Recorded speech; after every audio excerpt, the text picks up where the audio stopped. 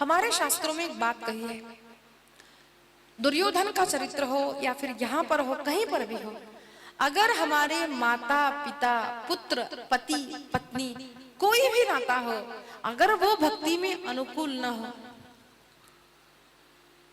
तो भक्ति ही अगर करनी है तो उनको छोड़ दो। अब हम ये नहीं कह रहे कि उनको छोड़ करके आप कहीं जाकर रहो, उनको छोड़ देना है। कहां से छोड़ना है? मन से छोड़ना है। क्योंकि ये छोड़ोगे, ये घर छोड़ोगे, हरिद्वार जाओगे, वहां तो घर बनाना पड़ेगा। अब यहाँ पर कटकट खवाड़ते घर ही तिकड़ जाना, वहां पर भी कोई चार लोग होंगे, वो भी कटकट करेंगे। देखिए संसार में कहीं भी जाओ प्रतिकूल लोग मिलेंगे ही मिलेंगे। तो अगर वहां पर सहन कर सकते हो हरिद्वार वृंदावन में, तो यहीं पर सहन कर लो ना। तो छोड़ देना है उनको। कैसे छोड़ना है? मन से। मुझे पहले लगता था भैया भगवान ने दो दो कान क्यों दिए, एक ही कान देते। भगवान भी बड़े चतुर है, मुंह एक ही दिया है, दो कान दिए। क्योंकि कभी कभार भगवान कहते कथा इतनी सुनो, यहाँ से सुनो, यहाँ से सुनो, अंदर लेके जाओ।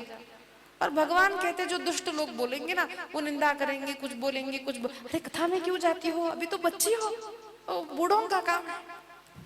अच्छा सुनो, छोड़ दो। अरे क्यों जाओगी द्वारका, क्या रखा है वहां पर? सुनो, छोड़ दो। हमको जो करना है वो करना है। ऐसे ऐसे लोगों को छोड़ देना है। कहां से? मन से छोड़ना है। यही हमको श्रीमद् भागवत कहती है। उस वेन को उन राजाओं ने खूब समझाया, समझा नहीं। ये धर्म दंड है। हमारे पास ब्राह्मणों को ये शक्ति थी कि राजा को भी वो दंडित कर सकते थे। हमारे यहाँ पर राजा बड़ा नहीं है, हमारे यहाँ पर मंत्री बड़ा नहीं है। मंत्री पे आएगा, व्यासपीठ पर झुकना ही पड़ेगा। ये व्यास गद्दी है, ये गुरु की गद्दी है। वहां पर भले आपसे छोटा हो, यहाँ आगे झुकना पड़ेगा। व्यास पर बैठने वाला छोटा वहां आकर झुक सकता है, यहाँ नहीं झुकेगा। व्यासपीठ से कभी किसी को प्रणाम नहीं करना है। हम जो ये प्रणाम करते हैं ना, ये आप में बैठे हुए भगवान को प्रणाम करते। हम व्यास है, यहाँ पर बैठे व्यास किसी को प्रणाम नहीं करते, व्यास गुरु है। हम नीचे उतरेंगे, हम सबको प्रणाम करते हैं। ये व्यास गद्दी है, वो ब्राह्मण है। ब्राह्मण का नमस्कार कभी नहीं लेना चाहिए, ब्राह्मण को नमस्कार करना चाहिए। यहाँ पर ब्राह्मणों ने क्या किया? वेण को मार डाला है। खूब समझाया, वो समझा नहीं। लोगों को मारता राजा था। बुरे कर्म जब करता तो ये ब्राह्मणों का कर्तव्य है, ऐसे राजा को दंडित करना ही चाहिए। उसे मार दिया गया। लेकिन कौन मार सकता है? अब आप कहेंगे, अब टीवी वाले कोई सुनेंगे, भाई इसका वीडियो बना देंगे, दीदी ने कहा मार दो, सनसनी बन जाएगी। मारना है, कौन मार सकता है? हाँ, वो मार सकता है जो नया जीवन दान दे सकता है। यहाँ पर इन्होंने जब उस वेन को मारा तो उसके हाथों को मथा है। क्यों? क्योंकि क्षत्रिय बाहों से प्रकट होता है। उसके बाहों को जब मथा तो उसमें से पृथु भगवान प्रकट हो गए। पृथु भगवान की जय। आज भी अगर ब्राह्मण कुछ कर रहा नहीं है, ब्राह्मणों को ठीक से संध्या वंदन करता है, गायत्री जप करता है, तो ब्राह्मणों को ये शक्ति आती है ये सब करने की। हमारे शास्त्र प्रमाण है, शास्त्रों में ये कथाएं आती। कुछ नहीं करना है, आप आशीर्वाद दोगे सत्य होगा। केवल संध्या वंदन करके अच्छा आचरण रखने वाले ब्राह्मण में ये शक्तियां आती है। यस, आती है। पृथु का प्राकट्य हुआ, पृथु के कारण ही हमारी जो भूमि है उसको पृथ्वी कहा गया। इसकी बड़ी सुंदर कथा आती है। पृथु ने भगवान से प्रार्थना की है कि भगवान मुझे एक कानून से, दो कानून से तृप्ति नहीं होती, मुझे हजारों कान दो। न कामयेना तदप्यहं क्वचिन् न यत्र युष्मच्चरणाम्बुजासवः महत्तमान्तर हृदयान् मुखच्युतो विधत्स्व कर्णायुतमेष वेवरः। मुझे हजारों कान दो भगवान, हर कान से मैं कथा सुन पाऊं। कामना तो ऐसी होनी चाहिए। फिर प्राचीन बरही की कथा आती है और चतुर्थ स्कंद की समाप्ति होती है। शुकदेव भगवान की जय। श्रीमद् भागवत महापुराण की जय। फिर पंचम स्कंद का प्रारंभ होता है। पंचम स्कंद में प्रियव्रत की कथा आती है। जो प्रियव्रत राजा उत्तानपा, ध्रुव के पिता, ये दोनों मनु के पुत्र हैं। प्रियव्रत को लगा कि मैं विवाह नहीं करूंगा, ऐसे रहूंगा। तो ब्रह्मा जी ने समझाया, अरे विवाह करने से कोई बंधन नहीं है। नारियल में पानी जब तक रहता है तब तक वो जुड़ा रहता है। नारियल का पानी जब सूख जाता है तो नारियल का अंदर का भाग और बाहर का छिलका अपने आप दूर होता है। उसी प्रकार से संसार में जीव इस संसार से तभी तक जुड़ा रहता है जब तक उसके मन में रसना है। वो जल है, रस है। संसार के प्रति रस अगर सूख गया तो संसार में रहते हुए भी वो मोक्षगामी हो जाता है। प्रियव्रत, तुम संसार में रहने से बंधन में नहीं आओगे। जब ज्ञान प्रदान किया है ब्रह्मा ने, मनु ने, तब प्रियव्रत ने विवाह किया और उन्हीं के वंश में साक्षात जैन संप्रदाय के आदि गुरु ऋषभदेव प्रकट हुए हैं। ऋषभदेव भगवान की जय। और इन्हीं के यहाँ भरत प्रकट हुए हैं। ऋषभदेव के 100 पुत्र थे। 100 पुत्रों में प्रथम पुत्र है भरत।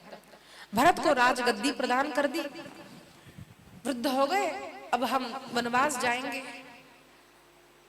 तो प्रथम पुत्र को गादी देकर ऐसे ही नहीं चले गए। सारे पुत्रों को उपदेश दिया है। माता पिता का कर्तव्य बनता है कि हम कुछ समय अपने पुत्रों के साथ बैठकर उनको उपदेश करें। अब बच्चों को जो हो गया, माता पिता इतनी बिजी है कि बच्चों को समय नहीं देते। माँ अपने फोन में बिजी रहती है, पिता अपने ऑफिस के काम में बिजी रहता है। बेटा कहता है पापा सुनो ना, माँ सुनो ना। नहीं बेटा, वो इम्पोर्टेंट काम चल रहा है, it's very important, more important then you. अब फिर बच्चा जो है वो किससे बात करेगा? बचपन बहुत महत्वपूर्ण होता है। बचपन में बच्चों को चाहिए क्या? बच्चों को मार्क नहीं आती, ये आप उसके पीछे मत पड़ो। मैं आपको सत्य बोलती हूँ, स्कूल की पढ़ाई इतनी महत्वपूर्ण नहीं होती जितना हम उसको बोलते हैं ना, पढ़ो पढ़ो पढ़ो 100 आना चाहिए। आवश्यक नहीं है। बच्चों को खूब खिलाना चाहिए, खेलना चाहिए। बच्चे ऐसे बैठे रहे डिसिप्लिन नहीं चलेगा। बच्चों को खेलने दो, खेलने से बुद्धि बढ़ती है।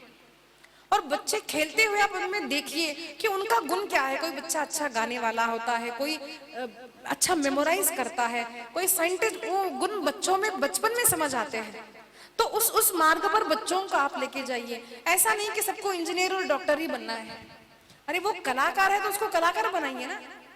वो अच्छी डांसर है, अच्छे डांसर बनाइए उसको। अच्छा कवि है, कवि बनाइए उसको। हाँ, इतना बोलिए आपको पास होना है, फेल होना नहीं चलेगा। पास होकर के आप ये करिए, क्योंकि स्कूल की पढ़ाई भी आवश्यक है, लेकिन स्कूल का ज्ञान आवश्यक नहीं। क्योंकि हमने जो पढ़ाया, आजकल का पोर्शन वही होगा, हिटलर है, टिप्पू सुल्तान है, पता नहीं क्या क्या पढ़ाते। बच्चों को आप घर पर समय दीजिए। माता पिता रोज उनके साथ बैठे, कुछ श्लोक पढ़ाए, उनको अच्छी बातें करें। और केवल सिखाना नहीं है, बच्चों के साथ खेलना है। माता पिता को कभी उनके साथ बच्चे बनकर देखिए। अपना भी बचपन आप जिए। नहीं मैं पापा हूं, मैं माँ हूं, मेरी बात सुननी पड़ेगी। Don't be so strict with kids. उनको प्यार दीजिए। उन बच्चों के साथ बच्चे जब हम बनेंगे, और आवश्यक है, हाँ कुछ बुरा कर रहे तो आप स्ट्रिक्ट हो जाइए, तब बच्चे है ना खुलेंगे। ऐसे उनको वातावरण जब दिया जाएगा, खुले वातावरण में फूल जो है ऐसे खिलता है। अब उसको स्ट्रिक्ट रखा जाए, वो ऐसे ऐसे, आपको समझ में भी नहीं आएगा कि आपका बच्चा कब अंदर से मर गया। अंदर से मर जाते हैं बच्चे, because we don't have time. हमको टाइम नहीं है, हमको फोन है, हम कमाते हैं, हम बहुत बड़े हो गए।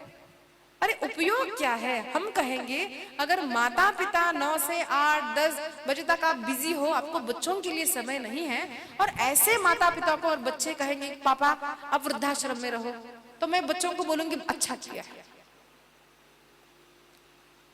हमारे बच्चों को हम दाया को बोलते उसको खिलाओ उसको पिलाओ, और हम बच्चों को बोलते बेटा माँ हो तुम नहीं देखोगे।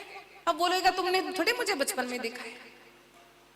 अरे माँ का स्पर्श होना चाहिए। कभी अपनी गोदी में खिलाइए बच्चों को बचपन से। मेरा करियर। अब ये इंस्टाग्राम पर रील्स आते, अब ये माँ परेशान है, सोच रही है काम करूं, अपनी इच्छाओं को पूरी करूं, या फिर घर पर बच्चे को देखो।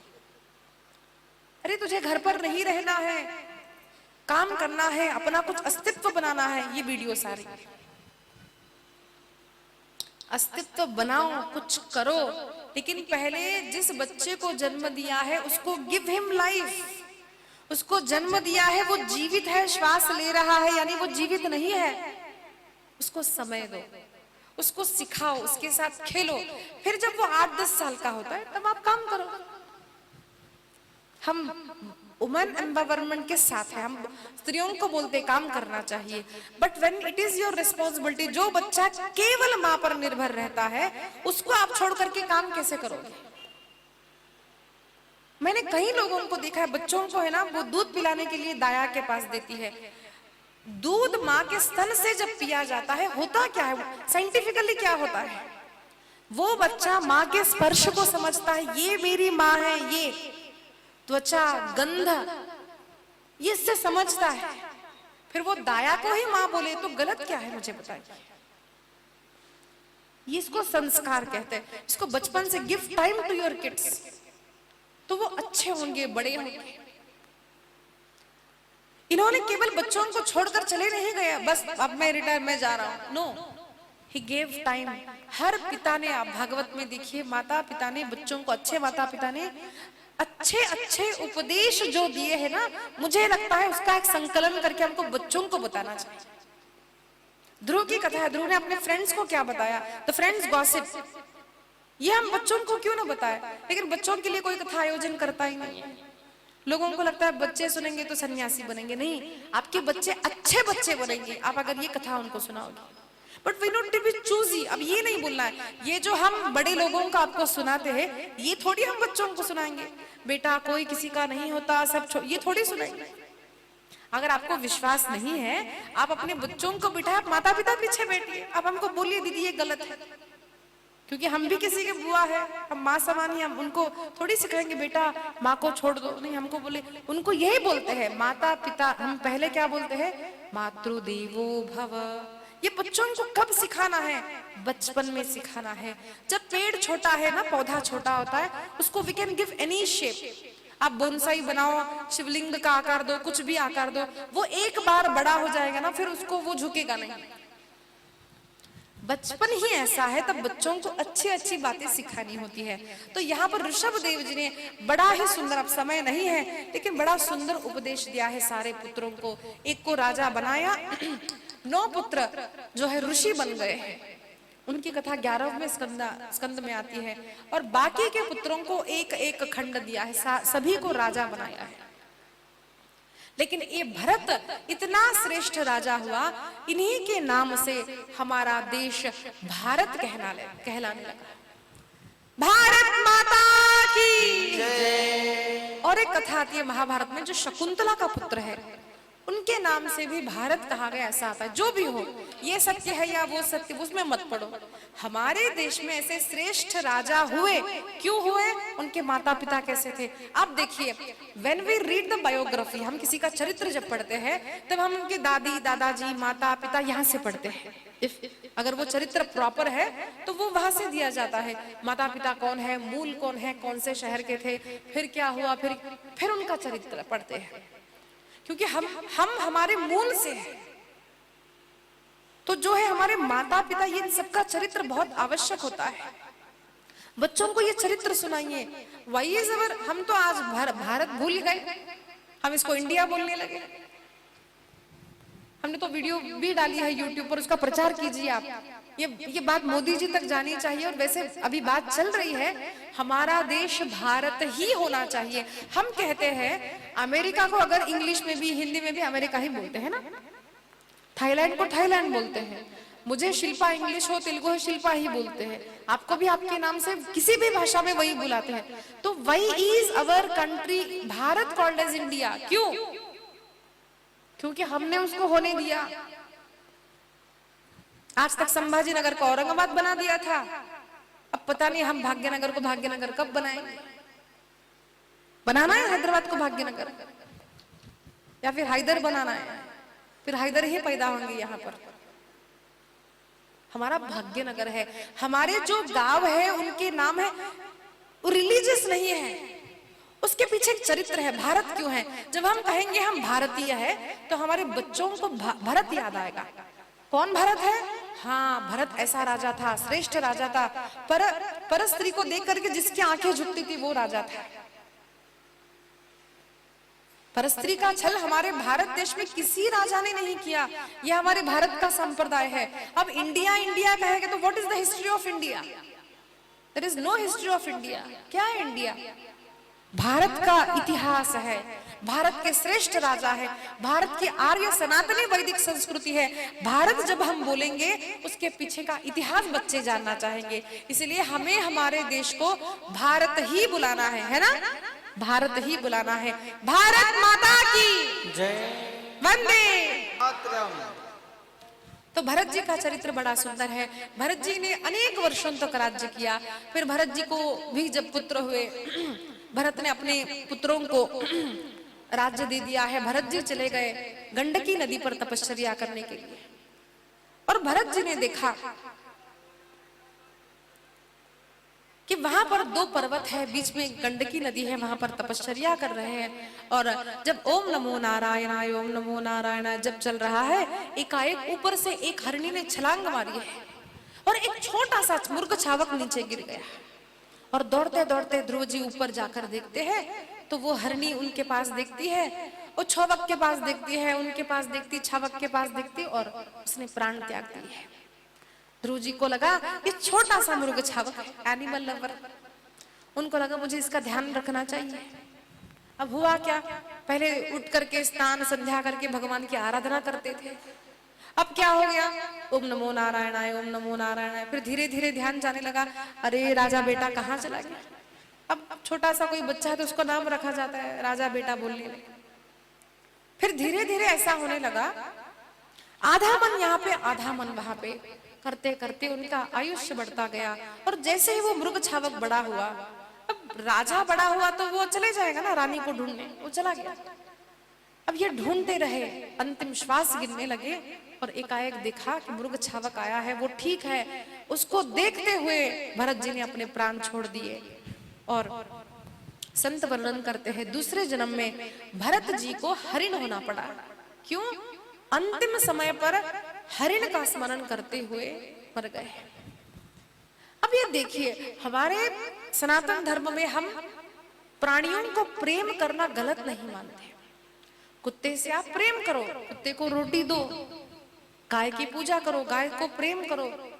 अब चींटियां है उसको प्रेम करो। अब सारी चींटियों को आप घर में लाके रखोगे तो क्या होगा? ऐसे कुत्ते को भी घर में नहीं लाना चाहिए, दूर से बाहर रखना, कोई बात नहीं, ठीक बाहर रखो, छूना नहीं, घर में लाना नहीं। अरे कितनी सारी डिसीजेस कुत्ते से आती, वो थोड़ी लोग बताएंगे, हम नहीं बताएंगे। उसकी पढ़ाई करो जरा, क्यों कुत्ते को बाहर रखा जाता है। केवल धर्म का दृष्टिकोण नहीं, वैसे भी धर्म में हमारे शरीर का, मन का विचार किया गया है, इसलिए उसको धर्म कहा गया है। तो यहाँ पर मृग छावक की रक्षा करना गलत नहीं था, यहाँ पर हरिण क्यों बन गए? अरे इतना सुंदर सुंदर जन्म है, इतना सुंदर शरीर मिला है, भगवान की आराधना करने के लिए सब छोड़ दिया, लेकिन हरिण बनना पड़ा। क्यों? क्योंकि मन संसार में लग गया, मन उस मुर्ग छावक में लग गया। अरे हमारी तरह हम भी जप करते हैं, ओम नमो नारायणाय ओम नमो नारायणाय। दादी जी जप करती है, बैठी है राम राम राम राम राम राम बोलती है, और फिर बेटे को भी गोदी में लेगी और बोलेगी राम राम राम राम वो राम राम राम राम वो। अरे बहू दूध रखा है, राम राम राम राम राम। अरे बहू देखो कोई आया है, राम राम राम राम राम। ये चलता रहता है। माला बीच में ही छोड़ दी, ध्यान यहाँ पर है, अरे अरे अरे सब्जी जल गई, कहाँ चली गई थी। जो भी काम करते हैं पूरा मन लगाकर करना चाहिए, यहाँ ध्यान वहां ध्यान, यहाँ संसार। अरे संसार का अंत कब होगा? संसार में रहना गलत नहीं है, संसार में मन लगाना गलत है। ये जब मन इनका लगा रहा, इस भरत को हरिण होना पड़ा। लेकिन हरिण जन्म में भी वो सावधान रहे, और दूसरा जन्म उनका ऐसा हुआ, वो एक ब्राह्मण के पुत्र हुए। बचपन से कुछ बोलते नहीं थे, ब्राह्मण ब्राह्मणी ने बड़ा प्रयत्न किया, उनका संध्या मौंजी बंधन भी कराया, लेकिन पुत्र बोलता नहीं है। अब सावधान है, अब ये संसार को मन में नहीं लाना है। कोई काम भी बोलता उसको खराब करते ताकि लोग फिर से बोले नहीं। कुछ बोलते नहीं, भूख लगी बोलते नहीं, खाना है बोल, कुछ नहीं बोलते। न बोले मना राघवी न काही। अंदर से सावधान है, अब राम के बिना कुछ बोलना ही नहीं है, अंतरंग से राम राम राम राम चल रहा है। और एक दिन ऐसा हुआ, लोग उनको जड़ भरत कहने लगे। उनका नाम फिर भरत रखा गया, लेकिन जड़ है। लोगों को लगता है काम करने वाला ही बड़ा होशियार है, ये काम नहीं करता ना, ये जड़ है, अरे जड़ है, ये जड़ है। एक दिन उनको भील मारने के लिए गए, तब माता भवानी ने उनका रक्षण किया है। देखिए ये भी एक प्रमाण है, काली माता को जब भीलों ने भरत को मारने के लिए ले गए, तब काली माता प्रकट होकर के उन भीलों को मारती है। क्यों? माता को बलि पसंद नहीं है। ये पंचम स्कंद में भी एक कथा आती है। अस्तु, तो एक बार जब वो ऐसे बैठे थे, उन्होंने देखा एक राजा की पालकी जा रही है। पालकी को ढोने वाला एक व्यक्ति नहीं था, तो लोगों ने पूछा, महाराज अच्छा हट्टा कट्टा लग रहा है, जरा राजा की पालकी उठा दो। तो उसने कहा ठीक है, उठा लिया, लेकिन सावधान है, अब कोई भी पाप ना हो। तो नीचे चींटियां दिखती है तो छलांग मारते, फिर छलांग मारते। अब राजा अंदर उठने लगा, तो राजा ने झुककर कहा, अरे मूर्ख हो, दिखता नहीं ठीक से। तब पहली बार राजा बोले, जड़ भरत बोले, अरे मैं ना मूर्ख हूं ना होशियार हूं, अरे मैं ना राजा हूं ना मैं रंक हूं। इन बातों को जैसे ही सुना, राजा सावधान हो गया। राजा रहुगण नीचे उतर गया, समझ गया ये कोई साधारण व्यक्ति नहीं, ये महात्मा है। और वहां पर उस भरत ने जाना है कि ये राजा रहुगण पूर्व जन्म का छावक ही है, इसलिए उसको सुंदर उपदेश किया है, उसका उद्धार हुआ। यह कथा ये है। और भरत का भी भगवान का स्मरण करते हुए फिर तीसरे जन्म में उद्धार हुआ, ऐसा वर्णन आया है। फिर पंचम स्कंद में अनेक कथाएं आती है। इस स्कंद का महात्म्य यह है कि यह ग्रंथ, ये पंचम स्कंद सारा गद्य भाग है। हम श्लोक पढ़ते हैं ना, अब तक ये गद्य है। भरतस्तु महाभागवतो यदा भगवता वनितलि परिपालनाय संचिन्तितस्तदनुशासनपरः पंचजनीन् विश्वरूप दुहित रमुपयेमे तस्यामुहवा आत्मजाने कार्ष्णेनानुरूपानात्मनः पंचजनयामास भूतादिरिव भूत सूक्ष्माणि। ये गद्य भाग है पंचम स्कंद। पंचम स्कंद में अनेक कथाएं आती है। यहाँ पर सुंदर वर्णन किया है। सुखदेव जी महाराज वर्णन करते हैं कि पंचम स्कंद के अंत में देवताओं की स्तुति आती है। देवताओं ने भगवान से प्रार्थना की। सारे देवता, इंद्र चंद्र वरुण आदि देवता भगवान से प्रार्थना करते हैं, हे भगवान, अहो अमीशाम किमकारी शोभनम प्रसन्न ईशाम स्विदुत स्वयं हरिः ये जन्म लब्धम नृप भारताजिरे मुकुंद सेवोपैकम स्पृहाहिनः। प्रार्थना की है भगवान से, प्रभु अगर आप हमसे प्रसन्न हो और हमारा कुछ भी पुण्य बाकी हो, तो बस उस पुण्य के बदले में हमें केवल एक वरदान दीजिए, हमें इस भारत भूमि में जन्म दीजिए। यद्यत्र न स्वर्गः, रे स्वर्ग और कहीं नहीं है, सुखावशेषितम स्विष्टस्य सूक्तस्य कृतस्य शोभनम तेनाज नाभे स्मृतिमत् जन्म न स्यात् वर्षे हरिर भदचाम शंतनोति। अरे यह भारत भूमि ही एक ऐसा देश है, ऐसा प्रांत है जहां पर पग पग पर तीर्थ स्थल है। सत्य बताइए, हम जैसे लोग हैं, हमारा बेटा बेटी कोई अमेरिका चले गए तो हमको लगता है भाई हमारा बेटा जर्मनी गया, हमारा बेटा यूएस में, हमको अच्छा लगता है। लेकिन क्या हमको लगता है हम भारत के हैं? क्या हम इस आत्मविश्वास के साथ हम बोलते हैं अरे हम भारत के हैं, वी आर भारतीय? क्या हम ऐसा बोलते हैं? नहीं हो, भारत पिछड़ेला देश। हमको लगता है हमको उन अंग्रेजों ने आकर सिखाया है, यहाँ पर ट्रेन उन्होंने बनाई है। हाल ही में एक पंडित जी भी हमको बोल रहे थे कि दीदी हम सच में बोलते वो अंग्रेजों की बड़ी कृपा है, उन्होंने ट्रेन बनाई। अरे उन्होंने स्वार्थ के लिए अपनी ट्रेन बनाई। यहाँ पर हमने तृतीय स्कंद में सुना भारत देश में ही विमान की कल्पना है। हमने सुना है ना सीता माता का हरण कैसे हुआ, पुष्पक विमान में ले जाते हैं। विमान इन विदेशियों ने नहीं बनाया, हमको स्कूल में पढ़ाया गया, द साइंटिस्ट गैलीलियो, उसने बताया है कि सूर्य स्थिर है और पृथ्वी घूमती है। अरे भारतीय तो मूर्ख थे, उनको लगता था सूर्य घूमता है। ये मैंने पढ़ा है अपने स्कूल में, लेकिन जब मैंने भागवत पढ़ी तब मैंने जाना कि ये तो अरे शास्त्रों में पहले से ही है। हमारे ज्ञानेश्वर महाराज ने ज्ञानेश्वरी में लिखा है, अनेक सूत्रों में आता है ये कि सूर्य स्थिर है और ग्रह घूमते हैं। लेकिन हमको क्या है, ये साइंटिस्ट प्रमाण है, इंग्लिश प्रमाण है। हमको लगता है ये सर्जरी वगैरह ये इंग्लिश मेडिसिन है, इंग्लिश पद्धति है। नहीं, हमारे भारत देश में चरक नामक फर्स्ट ओपन सर्जरी की थी, जिनका नाम है चरक, सुश्रुत। इनकी जरा संहिता पढ़िए, the medicine he has given. आज भी हम ऑपरेशन की सर्जरी वगैरह उनसे ही सीखते हैं, सुश्रुत। बड़ी संहिता है, बड़ा ग्रंथ है, बट हमको पता नहीं है। हम समझते हैं भारत पिछड़ा देश है, हमको विदेशियों ने आकर सिखाया है। लेकिन एक बात समझिए, हमारा देश जैसा देश और कोई भी देश नहीं है। जरा हमको बताइए कि यहाँ पर जैसे माँ शाम को अपने बेटे को, बेटी के लिए लोरी सुनाती है, क्या विदेश में कभी आपने देखा है कि माँ अपने बेटे को लोरी सुनाती है?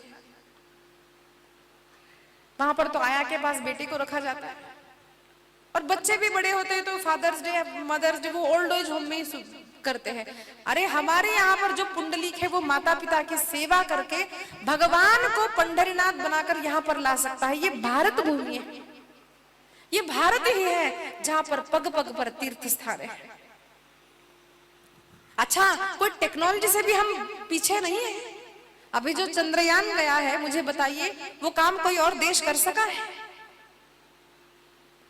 हमारे भारत में ही कराटे सिखाया गया। It is not from China, वो चाइना से नहीं आया है।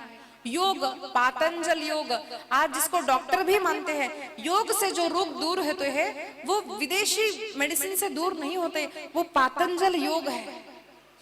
जो आयुर्वेद है वो भारत से आया है, लेकिन हम कहाँ जानते हैं। हर देश में जो कथा सुना करके सुनाया जाता है ना, वो हमारे भारत का कॉन्सेप्ट है। आज लोगों ने मैनेजमेंट कोर्सेज बनाए, मैनेजमेंट, MBA, MCA जो होता है मैनेजिंग कोर्सेज, अरे वो सारा हमारा महाभारत का कॉपी किया हुआ है।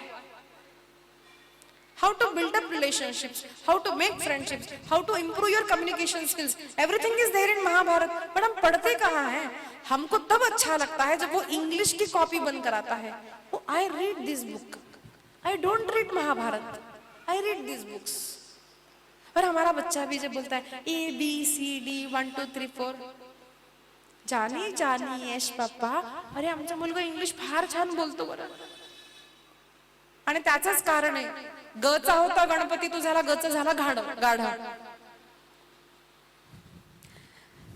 अंधे मत बनिए, जरा अपने बच्चों की पुस्तकें देखिए, जहां पर बचपन में हम महाराष्ट्र में जब हमारे नानी के पास जाते थे, वहां पर मनाचे श्लोक ये लिखा जाता था बचपन में। महाराष्ट्र के स्कूल में मनाचे श्लोक, थोडस काय स्तोत्र वगैरे शिकवायचे, गणपतीचं स्तोत्र शिकवायचे।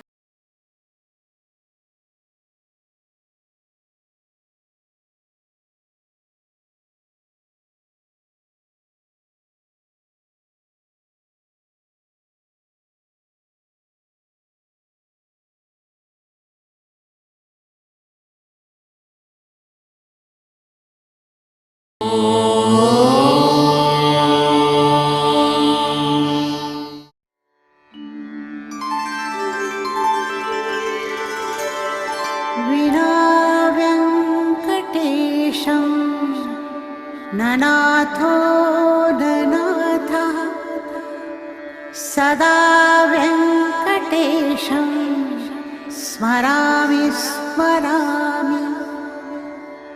हरे वेङ्कटेश प्रसीद प्रसीद, प्रियं वेङ्कटेश प्रयच्छ प्रयच्छ।